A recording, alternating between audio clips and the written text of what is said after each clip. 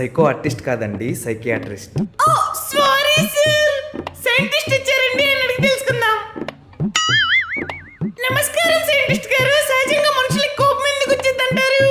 జనరల్గా కోపం అనేది చిరాగ్గా ఉన్నప్పుడు వచ్చిందండి. సీరియస్గా మాట్లాడేటప్పుడు ఎవరైనా డిస్టర్బ్ మీకు చేసినా. ఎప్పుడైనా కోపం వచ్చిందా? లేదు.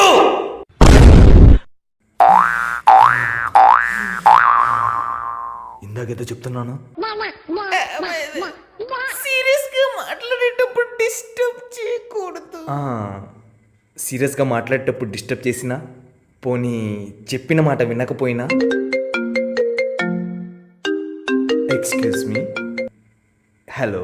నమస్కారం డాక్టర్ గారు, బాగున్నారా? నేను కొంచెం ఇంటర్వ్యూలో ఉన్నానండి, నేను మీకు తర్వాత ఫోన్ చేస్తాను. అవునా డాక్టర్ గారు, బాగున్నారా?